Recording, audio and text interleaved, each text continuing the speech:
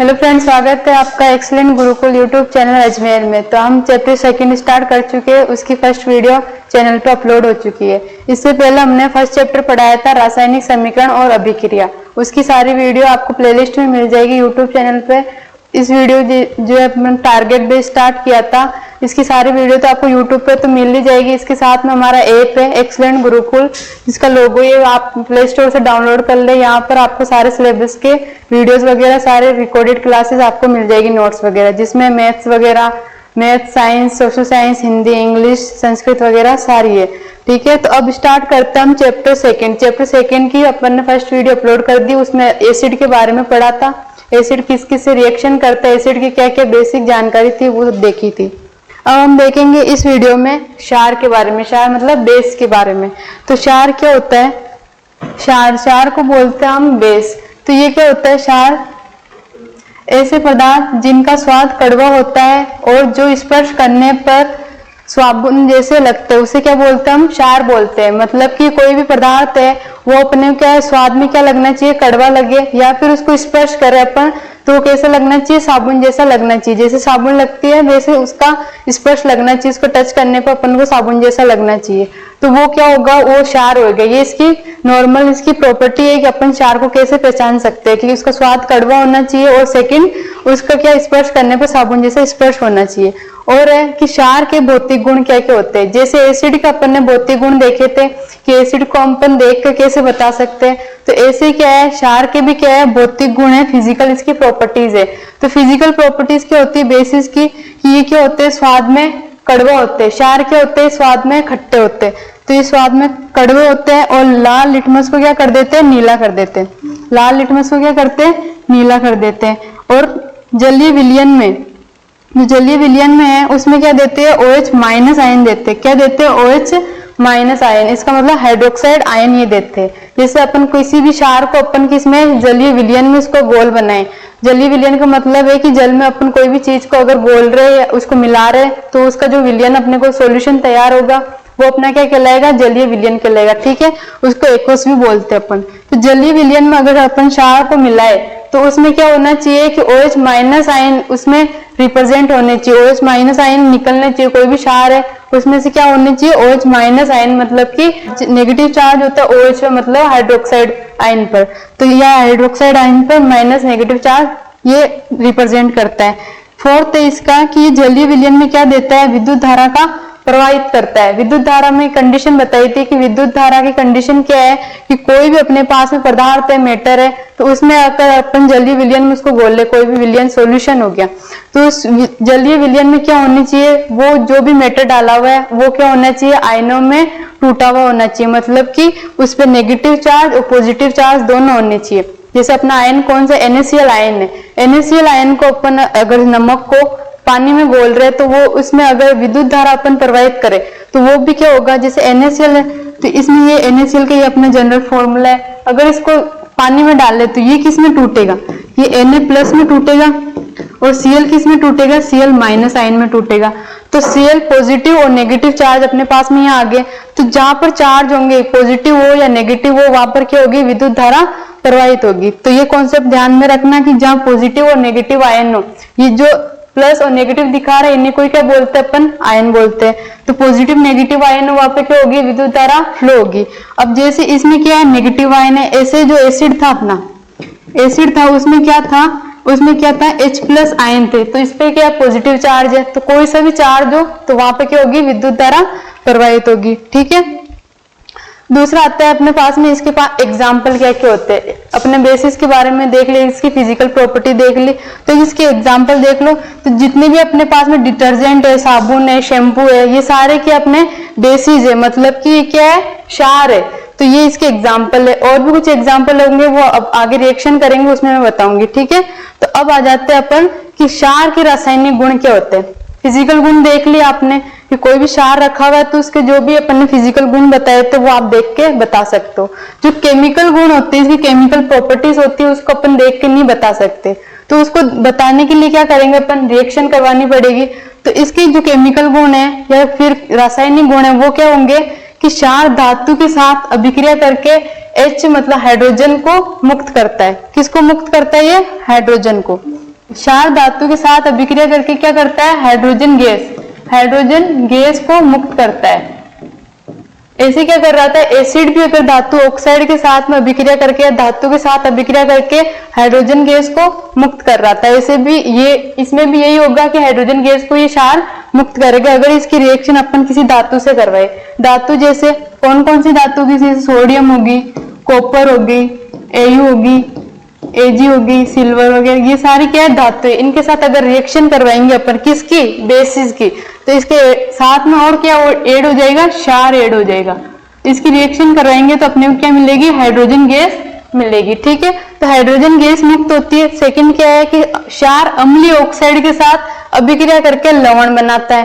तो क्षार क्या होगा, अम्लीय ऑक्साइड, जैसे अपने पास में कोई भी क्षार है, ये क्षार है, इसकी रिएक्शन किसके साथ करा रहे हैं अपन, अम्लीय ऑक्साइड के साथ करा रहे हैं। जो अम्ल होगा उसके साथ में क्या प्रेजेंट रहेगा, अम्ल के साथ में प्रेजेंट रहेगा ऑक्साइड आयन। ऑक्साइड आयन का मतलब है कि उसमें क्या, ऑक्सीजन प्रेजेंट रहेगी। तो ऑक्साइड आयन के साथ अगर अपन रिएक्शन करवा रहे तो उसमें अपने को मिलेगा क्या, प्राप्त क्या होगा, प्रोडक्ट में अपने को क्या मिलेगा, लवण प्राप्त होगा, लवण प्लस जल प्राप्त होगा। ठीक है, ये इसकी रिएक्शन होगी। नेक्स्ट आते हैं अपन कि क्षार के प्राकृतिक स्रोत क्या है, कि जो क्षार है उसको अपन नेचर से कैसे प्राप्त कर सकते, प्रकृति से कैसे प्राप्त कर सकते हैं, तो उसके ये सोर्स है अपने पास में, यूज ऑफ बेसिस, कि जो क्षार है उसके यूजेस कहाँ होते हैं। जैसे अपने पास में सोडियम हाइड्रोक्साइड हो गया, कोई भी अपनी साबुन वगैरह होती है उसमें क्या होता है, सोडियम हाइड्रोक्साइड होता है। डिटर्जेंट होता है उसमें क्या होता है, सोडियम कार्बोनेट होता है। सोडियम कार्बोनेट किसमें होता है, डिटर्जेंट में होता है। ठीक है, डिटर्जेंट को क्या बोलते हैं अपन, इसमें आगे टॉपिक आएगा अपमार्जक, तो उसको अपन डिटर्जेंट बोलते हैं। डिटर्जेंट मतलब सर्फ जो अपन कपड़े धोने में यूज करते हैं। ठीक है, थर्ड है अपने पास में baking soda, sodium bicarbonate. Baking soda जो अपन खाने में यूज में लेते हैं, बेकिंग सोडा, तो यह भी क्या है, एक क्षार है। दूसरा है सीमेंट होती है, उसमें क्या होता है, कैल्शियम हाइड्रोक्साइड होता है, वो क्या होता है, क्षार होता है सीमेंट में। दूसरा है अमोनिया, जो अपनी मिट्टी होती है उनमें क्या होता है, अमोनिया होता है। दूसरा इनो, जो अपन पास इनो पीते, एसिडिटी हो जाती है तब क्या पीते अपन, इनो पीते, तो वो भी क्या है, एक क्षार है। मैग्नीशियम हाइड्रोक्साइड इनो का रासायनिक सूत्र है। ठीक है, दूसरा अपने पास टूथपेस्ट होता है, उसमें भी क्या होता है, सोडियम फ्लोराइड होता है। सोडियम फ्लोराइड में भी क्या है, ये भी क्या है, क्षार का एग्जाम्पल है बेसिस का। दूसरे बेसिस के यूज अपन किस में करते हैं, लैब में करते हैं। जैसे अपन कोई भी एक्सपेरिमेंट कर रहे हैं तो उसमें जो केमिकल अपन यूज में ले रहे हैं तो वहां पर भी अपन बेसिस का यूज में लेते हैं। ठीक है, तो ये तो होगी इसके प्राकृतिक स्रोत, अपने को जो क्षार है वो कहाँ से प्राप्त हो रहे। नेक्स्ट अपने पास में है कि क्षार के प्रकार। क्षार कितने प्रकार के होते हैं, जैसे अपन ने एसिड के बारे में देखा, एसिड कितने प्रकार के थे, वैसे सेम टू सेम अपन क्षार के बारे में देखेंगे, क्षार कितने प्रकार के होते हैं। तो टाइप्स ऑफ बेसिस, इसके बेसिस के कौन कौन से टाइप है। फर्स्ट है अपने पास में प्रबल क्षार। प्रबल क्षार मतलब स्ट्रॉन्ग बेस।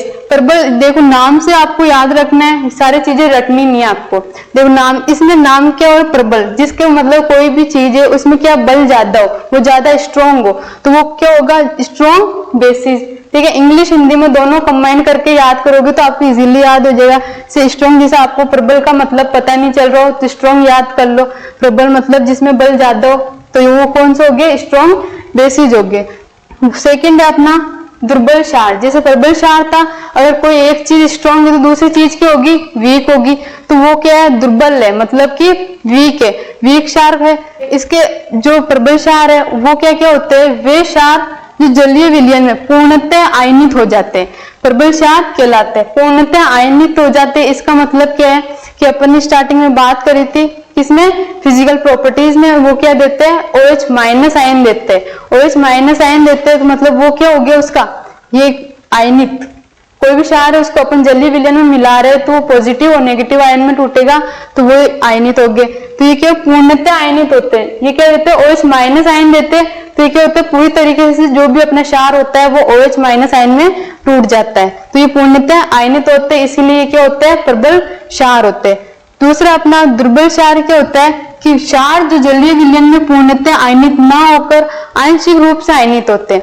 तो इसमें तो क्या था, ये कि पूर्णतः आयनित हो रहा, मतलब कि पूरी तरीके से वो क्या हो गया, आयनित हो गया, मतलब OH माइनस आयन में टूट गया।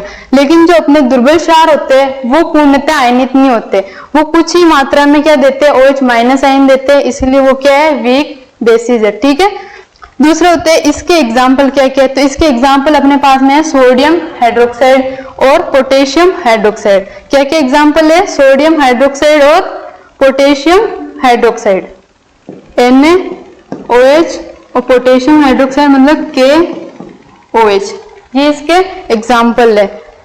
इसके एग्जाम्पल क्या क्या है, दुर्बल क्षार के एग्जाम्पल है अमोनिया और पिरिडीन। जो अमोनिया होता है वो NH3 और पिरिडीन इसका एग्जाम्पल है। ठीक है, नेक्स्ट इसमें है कि प्रबल क्षार होते हैं, उनमें क्या होते हैं, इलेक्ट्रॉन अर्थात हाइड्रोक्साइड आयन होते हैं, मतलब OH का त्याग करने की उच्च क्षमता होती है।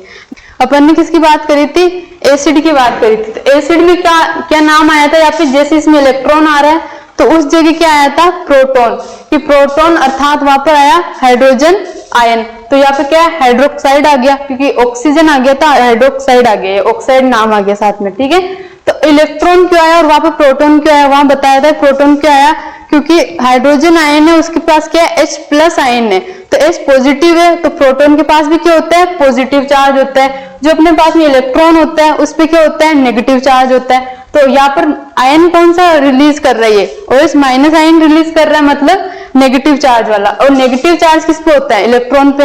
या तो वो इलेक्ट्रॉन का दान कर रहा हूं, मतलब इलेक्ट्रॉन को रिलीज कर रहा हूं, या फिर OH माइनस आयन रिलीज कर रहा हूं, मतलब कि हाइड्रोक्साइड आयन का रिलीज कर रहा हूं। तो ये क्या है, इसकी जो भी प्रबल क्षार होता है, हाइड्रोक्साइड आयन को इसको रिलीज करने की क्षमता क्या होती है, ज्यादा होती है, मतलब कि त्याग करने की क्षमता क्या होती है, उच्च होती है, बहुत ज्यादा अधिक मात्रा में ये क्या देते हैं, OH आयन देते हैं, मतलब भर भर के OH आयन देते हैं, वो क्या होते हैं, स्ट्रॉन्ग बेसिस होते हैं। ऐसे इसमें कि ये क्या होते हैं, दुर्बल क्षार अपने हाइड्रोक्साइड आयन मतलब कि OH माइनस आयन का क्या करते हैं, पूर्णतः त्याग नहीं करते, कुछ ही मात्रा में OH आयन का क्या करते हैं, ये त्याग करते हैं। इसलिए ये सिर्फ समझ सकते हैं कि ये OH आयन की इसमें क्या होती है, कमी होती है, कंजूस होते हैं, कम देते हैं OH आयन माइनस आयन को। ठीक है, कौन सा होगा, OH माइनस आयन मतलब हाइड्रोक्साइड आयन। दूसरा अपने पास में है क्षार, सांद्र क्षार क्या होता है, कॉन्सेंट्रेट बेस क्या होता है। तो कॉन्सेंट्रेट बेस होता है वो होता है जिसमें क्षार की मात्रा क्या हो, अधिक हो, और जबकि जल की मात्रा क्या हो, कम हो। इसने क्या बोला कि क्षार की मात्रा क्या हो, उसमें अधिक होनी चाहिए, और जल की मात्रा वो क्या होनी चाहिए, कम होनी चाहिए। जैसे अपने पास में ये दो एक बीकर है, ये दो क्या है, बीकर है। अब एक बीकर में अपन ने डाल रखा है H2 यानी कि जल डाल रखा है, दूसरे बीकर में अपने पास में है बेस मतलब क्षार अपन ने डाल रखा है। अब थर्ड कोई बीकर है, उसमें अपन को क्या बनाना है, सांद्र क्षार बनाना है, मतलब कि कॉन्सेंट्रेट बेसिस का एक अपने को विलयन तैयार करना है, सॉल्यूशन तैयार करना है। तो कॉन्सेंट्रेट नाम आ गया, तो वहां पर क्या बोल रहे हैं, क्षार की मात्रा क्या होनी चाहिए, अधिक होनी चाहिए। अब इसमें मान लो 2 ml अपन ने ले लिया, क्षार ले लिया, 2 ml क्या ले लिया, क्षार ले लिया। अब इसमें जो अपन पानी है, क्षार कितना हो गया, 2 ml, तो पानी की मात्रा अपने क्या करनी है, कम मिलानी है। तो पानी की मात्रा को अपन क्या करेंगे, कम मिलाएंगे। तो इसमें 1 ml क्या हो गया, H2 हो गया, मतलब कि वाटर हो गया। पानी की मात्रा क्या हो, कम हो, और क्षार की मात्रा ज्यादा हो, तो वो क्या होगा, अपना कॉन्सेंट्रेट बेस हो जाएगा। ठीक है, फोर्थ अपने पास में तनु क्षार मतलब डाइल्यूट बेसिस। डाइल्यूट बेसिस क्या होता है कि जिसमें अल्प क्षार की मात्रा हो और जल की मात्रा क्या हो, अधिक हो। ये इसका जस्ट अपोजिट है। इसमें क्या बोला कि जो अपने क्षार है उसकी मात्रा तो क्या होनी चाहिए, कम होनी चाहिए। सेकंड, जल की मात्रा क्या होनी चाहिए, अधिक होनी चाहिए। वही यहाँ पर आ जाओ वापस कि अपन ने क्या लिए, 2 बीकर लिए, एक में अपने पास में बेस है मतलब कि क्षार है, सेकंड में अपने पास में H2 है मतलब कि वाटर है। अब अपन ने थर्ड बीकर लिया, उसमें क्या करना है, अपने को डाइल्यूट सॉल्यूशन बनाना है। किसका बनाना है डाइल्यूट सॉल्यूशन, बेसिस का बनाना है, मतलब कि क्षार का बनाना है। तो अब इसमें क्या करेंगे कि इसमें क्या बोला, अल्प मात्रा किसकी होनी चाहिए, क्षार की होनी चाहिए। तो मात्रा क्षार की क्या होनी चाहिए, कम। अब अपन ने ले लिया 1 ml क्षार ले लिया मतलब बेसिस ले लिया, और 2 ml क्या ले लिया, वाटर ले लिया। तो ये एक जो सॉल्यूशन बनकर तैयार होगा तो वो अपना क्या कहलाएगा, डाइल्यूट। इसको रिएक्शन में ऐसे भी लिखते हैं, डाइल्यूट कोई भी अपना बेस हो गया, उसका नाम लिख दो, ये डाइल्यूट बेसिस हो गया। ठीक है, तो ये हो गया क्षार। नेक्स्ट अपना आता है कि सोल्ट मतलब लवण क्या होते हैं। सोल्ट, जैसे सोल्ट की मैं बात करूं जो अपन घर में खाने में यूज में लेते हैं नमक, वो क्या होता है अपना साधारण नमक होता है जिसे NaCl बोलते हैं। ऐसे ही वो एकमात्र वही सोल्ट नहीं है, ऐसे बहुत सारे सोल्ट अपने पास में, एक वही नहीं है कि NaCl एक साधारण नमक है वो अपने पास में सोल्ट हो गया। इसके जो सोल्ट होते हैं वो बहुत सारे, जैसे बेकिंग पाउडर हो गया, ऐसे धावन सोडा हो गया, ये सारे क्या है नमक के उदाहरण है।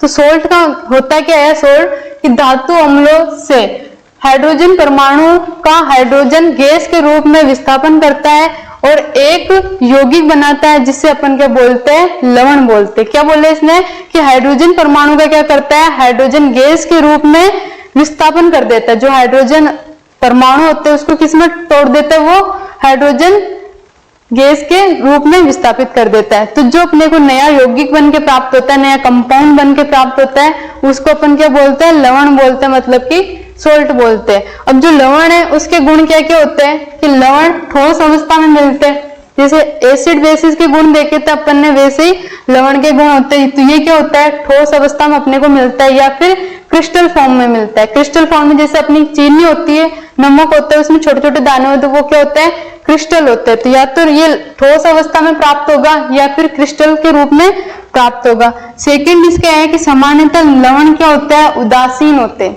ये उदासीन, अम्लीय, क्षारीय प्रकृति क्या होती है, पीएच स्केल में आप पढ़ोगे, वो नेक्स्ट वीडियो में बताऊंगी कि पीएच स्केल होता क्या है। अभी इसके बारे में बेसिक समझ लो कि लवण होता क्या है। जिसमें लवण वो होता है कि जिसमें ये बोला उदासीन, उदासीन का मतलब है कि वो ना तो एसिड फॉर्म में हो ना बेसिस फॉर्म में, मतलब वो ना तो अम्लीय हो ना क्षारीय हो। उनका जो बीच का जो कांस्टेंट होता है, मतलब कि जैसे अपने पास में पानी हो गया, उसमें अपने को ना तो खट्टा खट्टा स्वाद आता है ना कड़वा आता है, तो वो क्या हो गया, ना अम्ल है ना क्षार है, तो वो क्या है, उदासीन है। ऐसे ही नमक होता है, तो नमक भी क्या है, एक उदासीन है। लवणों के जलीय विलयन में विद्युत के सुचालक होता है। जो लवण होता है उसके विलय जलीय विलयन में भी क्या होता है, विद्युत का सुचालन होता है। तो तीनों केसेस में अपने विद्युत का सुचालक, मतलब कि विद्युत का चालन और सुचालक का मतलब क्या होगी, उसमें विद्युत धारा प्रवाहित हो रही है। अब जैसे एग्जांपल ले लो इसका कि इसमें विद्युत धारा कैसे प्रवाहित होगी। विद्युत धारा ऐसे प्रवाहित होगी कि इसमें भी आयन होंगे तो इसमें भी आयन होंगे। कैसे होंगे आयन, जैसे एग्जाम्पल अपन ने लिया था NaCl, इसको जानते हो ना, NaCl क्या होता है, अपना साधारण नमक होता है। अब अगर इसको अपन जलीय विलयन में मिलाए, जलीय विलयन में अगर इसको तोड़े तो अब ये किसमें क्या है, नमक है। जलीय विलयन में इसको घोला तो ये क्या हो गया, Na plus sodium plus ion और क्लोरीन माइनस आयन में ये क्या टूट जाएगा। तो यहाँ पर क्या आ गया, पॉजिटिव और नेगेटिव चार्ज आ गया दोनों के ऊपर। और जहाँ पॉजिटिव नेगेटिव चार्ज आते हैं उनको अपन आयन बोलते हैं, और आयन जहाँ प्रेजेंट हो वहां पर विद्युत धारा भी प्रेजेंट होगी। ठीक है, ये बात दिमाग में बिठा लेना कि जहाँ आयन हो वहां पर क्या होगी, विद्युत धारा प्रवाहित होगी। ये हो गया इसके गुण। इसके एग्जाम्पल क्या है, इसके एग्जाम्पल अपने पास में potassium sulphate, sodium sulphate, calcium sulphate, magnesium sulphate, copper sulphate, sodium chloride, sodium nitrate, sodium carbonate, ammonium chloride, ये इसके एग्जाम्पल है। तो अब भूल जाना कि नमक सिर्फ एक ही होते, इतने तरीके के अपने पास में नमक प्रेजेंट होते, इससे भी अधिक और नमक है।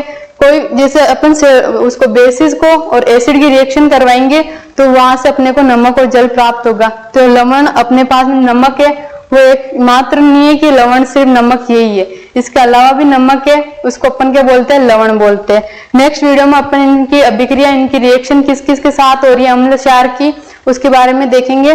तब तक हमारे चैनल पे बने रहिए। वीडियो अच्छी लगे तो वीडियो लाइक करें, शेयर करें, सब्सक्राइब करें। Thank you.